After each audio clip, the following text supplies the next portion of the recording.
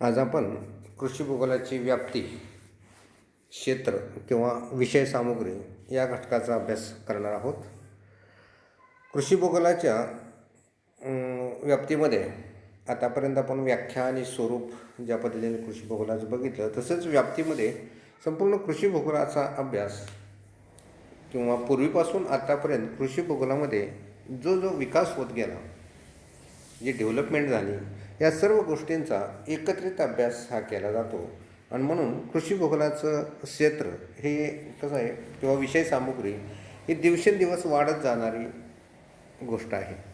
कारण कृषी भूगोलामध्ये जसं नवीन नवीन संशोधन होत जातं, तशी नवीन नवीन माहिती ही निर्माण होत जाते.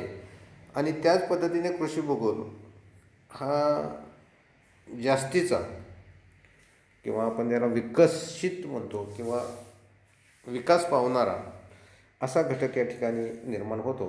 आणि म्हणून पूर्वीपासूनची सगळी असणारी माहिती, त्याबरोबर अलीकडच्या काळात संशोधन होऊन नवीन मिळणारी माहिती, अशी सगळ्याच माहितीचं एकत्रित जे कृषी भूगोलाचं क्षेत्र आहे, विषय सामुग्री आहे, ही खूप मोठी असलेली दिसून येते. आणि या कृषी भूगोलाच्या शाखेमध्ये कृषी भूगोलाचा अभ्यास हा असाच उत्तराउत्तर हा विकसित होत जाणार आहे. आणि त्यामुळे कृषी भूगोलाचं क्षेत्र आता आहे त्याच्यापेक्षाही भविष्यकाळात खूप मोठं होणार आहे किंवा त्याची व्याप्ती ही खूप वाढणार आहे. आता या कृषी भूगोलाच्या व्याप्तीमध्ये जर आपण पाहिलं तर कृषी भूगोल याचा अभ्यास 20व्या शतकापासून सर्वात जास्त मोठ्या प्रमाणात होऊ लागला. पूर्वीच्या काळामध्ये कृषी भूगोलाचा अभ्यास होत होता, परंतु त्याला पाहिजे तेवढी गती ही मिळाली नव्हती. अलीकडच्या काळामध्ये कृषी भूगोलामध्ये वेगवेगळे संशोधन सतत होत असल्यामुळे कृषी भूगोलाचा विकास हा मोठ्या प्रमाणात होत असलेला दिसून येतो.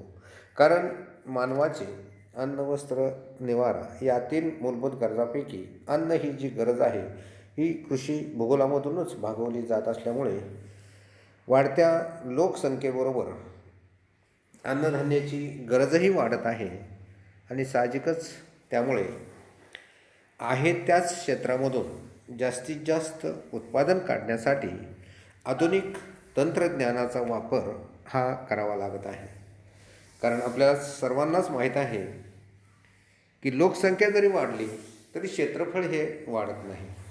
आणि त्यामुळे वाढत्या लोकसंख्येला पुरेल एवढं अन्नधान्य निर्माण करण्यासाठी आहे त्याच क्षेत्रामधून आपल्याला जास्तीत जास्त उत्पादन काढण्याचा प्रयत्न हा करावा लागतो आहे.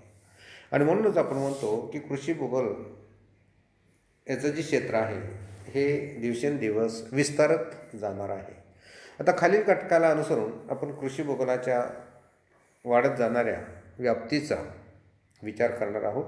त्यामध्ये पहिला घटक आहे कृषी भूगोलाचा उदय व विकास. आता यामध्ये बघा, कृषी भूगोलाचा उदय कधी झाला आणि कृषी भूगोलाचा विकास कसा कसा होत गेला आहे याचा अभ्यास आपल्याला कृषी भूगोलाच्या इतिहासामधून पाहावयास मिळतो. म्हणजे याचा अर्थ प्राचीन काळामधील कृषी भूगोलाचं जे स्वरूप होतं हे अविकसित स्वरूपाचं होतं. म्हणजे केवळ उदरनिर्वाहापुरतं मर्यादित स्वरूपात शेतीमधून उत्पादन घेतले जात होते. परंतु लोकसंख्या वाढत जशी जशी गेली तशी अन्नधान्याची मागणी वाढू लागली. आणि त्याचबरोबर मग शेतीमध्येही बदल करावे लागले. आणि मग जे शेतीचं क्षेत्र आहे या क्षेत्रामध्ये ज्या ठिकाणी वाढ करणं शक्य होतं त्या ठिकाणी वाढ करण्यात आली. पिकाच्या रचनेमध्ये, पिकाच्या उत्पादनामध्ये बदल करण्यात आले. त्याचबरोबर जलसिंचनाचा वापर हळूहळू शेतीसाठी करण्यात येऊ लागला. रासायनिक खतांचा वापर वाढला. कीटकनाशकांचा वापर वाढला. त्याचबरोबर शेतीमधून मशागतीसाठी आधुनिक यंत्रसामुग्रीचा वापर होऊ लागला. मग पिकाची कापणी, मळणी करण्यासाठीही आधुनिक उपकरणाचा वापर वाढू लागला. आणि त्यामुळे प्राचीन काळापासून आत्तापर्यंतचा शेतीचा जर आपण इतिहास बघितला तर त्यामध्ये शेतीमध्ये आमूलाग्र बदल झालेला दिसून येतो. आता हा झाला कृषी भूगोलाचा उदय आणि थोडक्यात विकास. दुसऱ्या गोष्टीमध्ये आपण बघतोय, दुसऱ्या घटकामध्ये, की कृषी भूगोलावरती परिणाम करणारे जे भौगोलिक घटक आहेत हे सर्वात महत्त्वाचे असलेले दिसून येतात. कारण त्या घटकांचाच परिणाम हा शेतीवरती जास्त होतो आणि त्यामुळे या व्याप्तीमध्ये त्याही घटकाचा अभ्यास आपल्याला करावा लागतो. तर यामध्ये आपण बघितलं तर कृषी भूगोलाचा अभ्यास करताना शेतीवर परिणाम करणाऱ्या सर्वच घटकांचा अभ्यास यामध्ये करावा लागतो. त्यामध्ये प्रामुख्याने प्राकृतिक रचना, हवामान, जमीन, ठीक आहे नाही, याचबरोबर आर्थिक काही घटक आहेत. त्या आर्थिक घटकांचाही आपल्याला विचार करावा लागतो. त्याचबरोबर काही सामाजिक घटक आहेत. या सामाजिक घटकांचाही आपल्याला विचार करावा लागतो.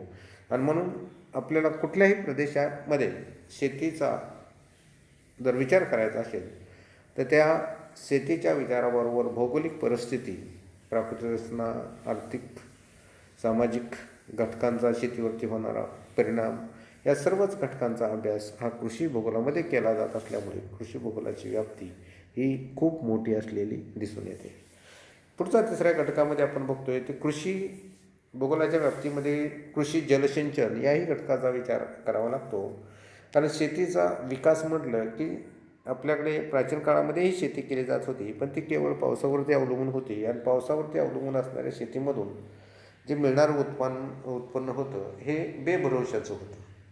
म्हणजे पाऊस प्रत्येक वेळेला पुरेसा पडेलच सांगता येत नाही.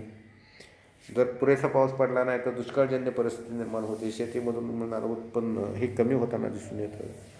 आणि अशा अनिश्चित स्वरूपाच्या असणाऱ्या शेती उत्पादनावरती शेतकऱ्याला अवलंबून राहावं लागत होतं. म्हणून जसजशी लोकसंख्या वाढत गेली तशी शेतीच्या अन्नधान्याची मागणी वाढली आणि शेतीमध्ये मग जलसिंचनाचाही वापर हा मोठ्या प्रमाणात होऊ लागला. आणि त्यामुळे केवळ पावसावरती अवलंबून असणारी जिरायत शेती याचं प्रमाण कमी कमी होत जाऊन शेतीच्या जलसिंचनाच्या घटकांमध्ये किंवा जलसिंचनाच्या प्रकारामध्ये वाढ होत गेली. विहिरीद्वारे होणारं जलसिंचन, तळी तलावाद्वारे होणारं जलसिंचन किंवा धरणे बांधून कालव्याद्वारे होणारं जलसिंचन याच्यामध्ये काळाच्या ओघामध्ये खूप वाढ करण्यात आली. आणि त्यामुळे साहजिकच शेतीमधून मिळणाऱ्या उत्पन्नामध्ये निश्चितता थोडीशी आलेली दिसून येते. आणि जलसिंचनामुळे दर हेक्टरी उत्पन्नही वाढलं आणि वर्षभर या ठिकाणी आपल्याला शेतीमधून उत्पादन घेता येऊ लागलं. त्यामुळे शेतीचा विकास हा होत गेलेला दिसून येतो. त्यानंतर आपण पुढच्या घटकाचा विचार करतोय, कृषी भूमी उपयोजन हा घटक आहे. या घटकाचाही आपल्याला कृषीच्या व्याप्तीमध्ये विचार करावा लागतो.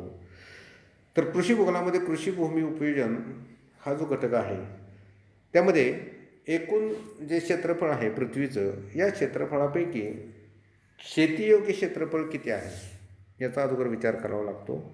आणि मग शेतीयोग्य असणाऱ्या क्षेत्रामधील हे सर्व क्षेत्र हे एका पिकासाठी वापरलं जात नाही. मग वेगवेगळ्या पिकांसाठी हे क्षेत्राचं वर्गीकरण केलं जातं. आणि मग वेगवेगळ्या पिकांखाली असणारं कृषीखालचं क्षेत्र किती आहे याचं वर्गीकरण आपल्याला करता येतं.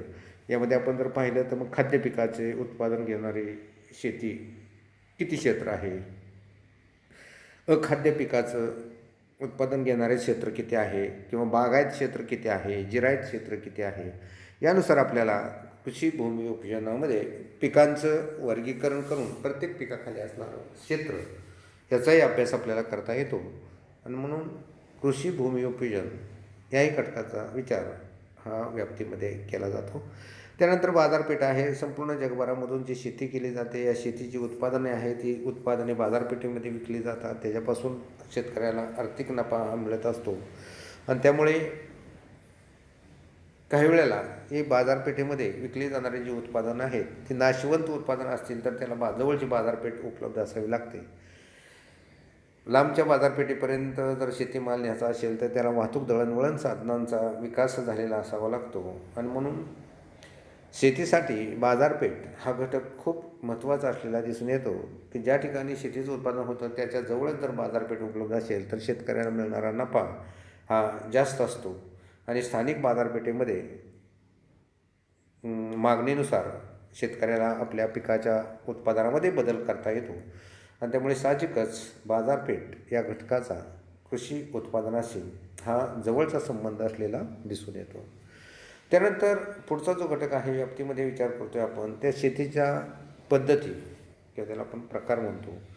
तर शेती करण्याच्या ह्या पद्धती आहेत त्या संपूर्ण जगभरामध्ये ह्या पद्धतीमध्ये खूप बदल असलेला दिसून येतो. आणि हा बदल कशामुळे शक्य आहे तर प्रत्येक ठिकाणच्या प्राकृतिक रचनेच्या प्रकारामुळे शेतीच्या प्रकारामध्ये बदल होतो. तसंच शेतकऱ्याच्या आर्थिक परिस्थितीनुसारही शेतीच्या प्रकारामध्ये किंवा पद्धतीमध्ये बदल झालेला दिसून येतो. तसंच जलसिंचन उपलब्ध असणं नसणं याचाही या ठिकाणी शेतीच्या प्रकारावरती परिणाम होताना दिसून येतो.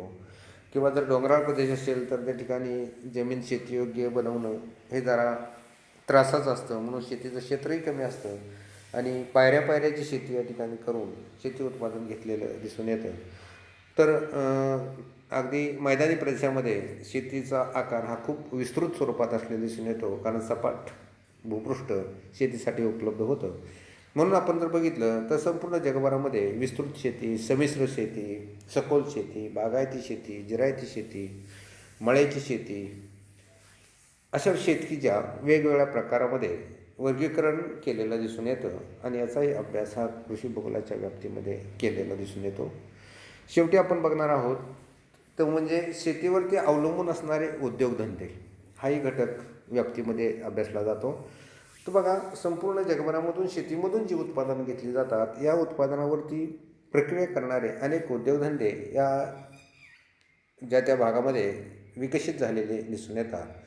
कारण शेतीमधून जे उत्पादनं मिळतात त्याच्यावरतीच प्रोसेस करून प्रक्रिया करून जो औद्योगिक माल मिळवला जातो हा औद्योगिक माल लांबपर्यंतच्या बाजारपेठेमध्येही आपल्याला नेता येतो आणि त्याचा मिळणारा नफाही आपल्याला जास्त मिळताना दिसून येतो. आणि म्हणून कृषी भूगोलाचा अभ्यास करताना शेतीवर अवलंबून असणाऱ्या उद्योगधंद्याचाही विचार आपल्याला करावा लागतो. कारण शेतीमधून कच्चा माल उपलब्ध होतो आणि त्याच्यावरती प्रक्रिया करून पक्का माल हा बनवला जातो. उदाहरणार्थ ऊसापासून आपण साखर कारखाने म्हणजे ऊसाचा कच्चा माल, ऊस हा कच्चा माल वापरून आपण साखर कारखाने या ठिकाणी त्याच्यावरती प्रोसेस करून आपण साखर मिळवतो. तसंच सुती वस्त्र उद्योग आहे, ज्यूट उद्योग आहे, याचा अर्थ किंवा तेल घाणी आहेत. या सर्वच घटकामध्ये आपण जर पाहिलं तर शेतीमधून मिळणारे जे उत्पादन आहे याच्यावरती आपण प्रक्रिया करून त्याच्यापासून पक्का माल मिळवत असतो आणि तो बाजारपेठेमध्ये विकत असतो. म्हणजे नाशवंत असणारा शेतीमाल काही वेळेला प्रोसेस केल्यामुळे किंवा उद्योगधंद्यामध्ये त्याच्यावरती प्रक्रिया केल्यामुळे तो माल आपल्याला जास्त दिवस टिकवता येतो आणि लांबच्या बाजारपेठेमध्येही त्या ठिकाणी तो पोचवता येतो आणि त्यामुळे त्याच्यापासून मिळणारा नफा हा शेतकऱ्याला जास्त मिळतो. म्हणून अलीकडच्या काळामध्ये शेतीवर अवलंबून असणारे उद्योगधंदेही मोठ्या प्रमाणात विकसित झालेले आहेत आणि या उद्योगधंद्यांच्या आधारे शेतकऱ्याची आर्थिक परिस्थिती या ठिकाणी सुधारताना दिसून येत आहे. तर हा जो घटक होता शेतीची किंवा कृषीची व्याप्ती, विषय सामुग्री किंवा क्षेत्र, हा घटक आपण आज थोडक्यात या ठिकाणी पाहिलेला आहे.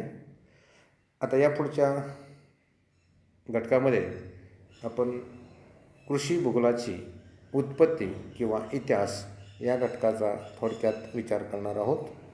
तर आजचा हा घटक आपण इथंच संपवतोय. धन्यवाद.